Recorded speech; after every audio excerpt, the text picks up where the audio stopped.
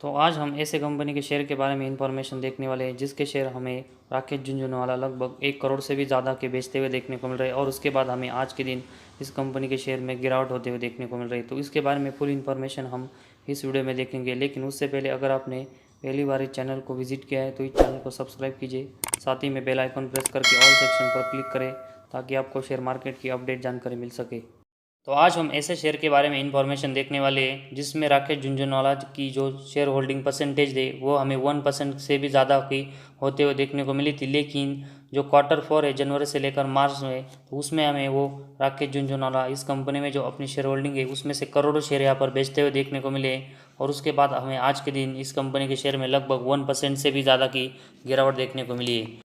तो इससे भी पहले अगर हम देखेंगे तो राकेश झुनझुनवाला जी की इस कंपनी में लगभग 1.76% की जो हिस्सेदारी है वो हमें देखने को मिली थी और उसमें से भी वो हमें जो Q3 है दिसंबर 21 तक, तो उस Q3 में कम करते हुए देखने को मिले। तो उसमें से मतलब 1.76% की जो हिस्सेदारी है जिसमें हमें उनके पास 7.25 करोड़ इक्विटी शेयर देखने को मिले, लेकिन इसके बाद दिसंबर एंड तक वो हमें इसमें से लगभग 1.76 में से हिस्सेदारी कम कर कर उनके पास हमें दिसंबर एंड तक 1.09% की हिस्सेदारी देखने को मिली है, जिसमें उनके पास 4.50 करोड़ इक्विटी शेयर हमें देखने को मिले थे दिसंबर एंड तक। तो उसके बाद अभी हमें जनवरी से लेकर जो मार्च का क्वार्टर है उसमें ये 1.09% की जो हिस्सेदारी उसमें भी हमें इस Q4 में राकेश झुनझुनवाला जी अपने जो शेयर होल्डिंग है वो इस कंपनी से हमें कम करते हुए देखने को मिल रहे हैं। तो पिछले अगर हम Q3 और Q4 मतलब 2 क्वार्टर देखेंगे तो वो हमें मतलब राकेश झुनझुनवाला हमें इस कंपनी में जो शेयर होल्डिंग है उसमें से अपनी प्रॉफिट बुकिंग करते हुए देखने को मिल रहे हैं। तो इसी वजह से राकेश झुनझुनवाला की जो शेयर होल्डिंग है वो हमें इस कंपनी में 1% से भी अब कम होते हुए देखने को मिली है।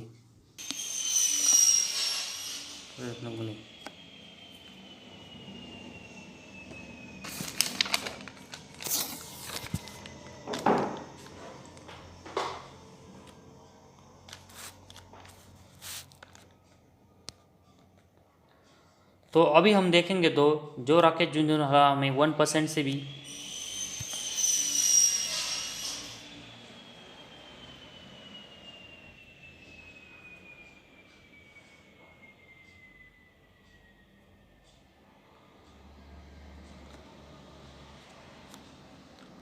तो अभी हम यहाँ पर जो शेयर होल्डिंग का जो पैटर्न है उसमें हमें राकेश झुनझुनवाला का नाम इस कंपनी के जो शेयर होल्डिंग पैटर्न तो उसमें से हमें ये नाम अभी कट होते हुए देखने को मिला है। तो किसी भी शेयर होल्डर की अगर शेयर होल्डिंग 1% से ज़्यादा की कम हो तो उस कंपनी में हमें यहाँ पर उस शेयर होल्डर का नाम दिखाई नहीं देता, जो कि अब हमें राकेश झुनझुनवाला के बारे में ये देखने को मिल रहा है। तो 1% से भी जो हिस्सेदारी हमें इस कंपनी में कम होते हुए देखने को मिली है, तो उस का जो रिपोर्ट है तो उसकी वजह से हमें राकेश झुनझुनवाला का नाम यहाँ पर जनवरी से लेकर मार्च का जो Q4 है तो उसमें जो यहाँ पर अपीयर लिस्ट है उसमें यहाँ पर देखने को नहीं मिल रहा है। तो अभी हम देखेंगे तो Q4 में राकेश झुनझुनवाला और उनकी जो वाइफ है रेखा झुनझुनवाला, तो उन दोनों को मिलाकर अगर हम देखेंगे तो उनकी हमें इस कंपनी में 0.81% की जो शेयर होल्डिंग है वो हमें इस कंपनी में अभी देखने को मिल रही है, जो कि अगर हम इस कंपनी के बारे में देखेंगे तो एक POC मेटल स्टॉक है और उसका अगर हम जो तो Q3 के एंड तक हमें जो 1.09% की हिस्सेदारी इस कंपनी की उनके पास देखने को मिल रही है, जो कि अभी हमें वो कम होकर 0.81% की हिस्सेदारी देखने को मिल रही है। लगभग हम कह सकते हैं कि 1.20 करोड़ के आसपास शेयर हमें ये इस कंपनी में इस Q4 में बेचते हुए देखने को मिले हैं। तो इस Q4 में हमें राकेश झुनझुनवाला और उनके साथ जो उनकी वाइफ है रेखा झुनझुनवाला, तो ये दोनों मिलाकर अगर हम देखेंगे तो ये हमें 0.81% की जो शेयर होल्डिंग है वो अभी भी हमें इनके पास देखने को मिल रही है। तो 1.20 करोड़ के शेयर बेचने के बाद भी अभी हमें इनके पास 3.20 करोड़ के आसपास शेयर अभी देखने को मिल रहे हैं, जो कि हमें सेल कंपनी के यहाँ पर देखने को मिल रहा है। तो सेल कंपनी में हमें रेखा झुनझुनवाला इनकी 0.49% की हिस्सेदारी देखने को मिल रही है, जिनके पास अभी हमें इस कंपनी के 2.03 करोड़ के जो इक्विटी शेयर है वो अभी हमें इनके पास 14 जनवरी 2022 तक यहाँ पर देखने को मिल रहा है। तो 3.20 करोड़ के जो शेयर अभी हमें राकेश झुनझुनवाला और रेखा झुनझुनवाला इनके पास जनवरी की में देखने को मिल रहा है, तो उसमें से अगर हम राकेश झुनझुनवाला के पास देखेंगे तो उनके पास हमें जनवरी तक 0.32% के स्टेक उनके कंपनी में देखने को मिल रहे हैं। तो अभी भी राकेश झुनझुनवाला के पास हमें सेल कंपनी के 1 करोड़ से भी ज़्यादा के शेयर उनके पास शेयर होल्डिंग में देखने को मिले हैं। तो उससे ये पता चलता है कि वो अभी हमें इस कंपनी में प्रॉफिट बुकिंग करते हुए देखने को मिल रहे हैं। तो अगर उनको इस कंपनी पर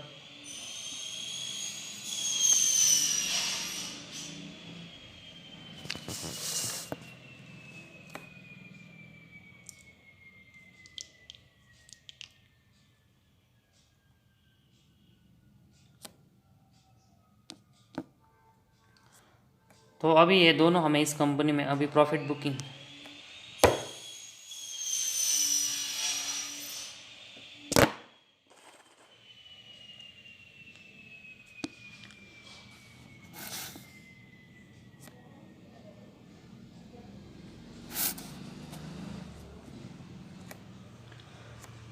तो ये दोनों जो हमें कलेक्टिवली 0.81% की जो हिस्सेदारी अभी हमें इस क्वार्टर 4 में उनके पास देखने को मिल रही है। तो इसी वजह से हमें इस कंपनी में प्रॉफिट बुकिंग ये दोनों अभी करते हुए देखने को मिल रहे हैं। तो अगर उनको इस कंपनी पर यहाँ पर भरोसा नहीं होगा और साथ ही में वो इस कंपनी पर बुलिश ना होते तो उस कंपनी में अपनी जो शेयर होल्डिंग वो पूरे बेच देते, लेकिन अभी भी उनके पास हमें 0.81% की हिस्सेदारी देखने को मिल रही है। तो उसकी वजह से ये प्रॉफिट बुकिंग ये हमें यहाँ पर देखने को मिल रही है।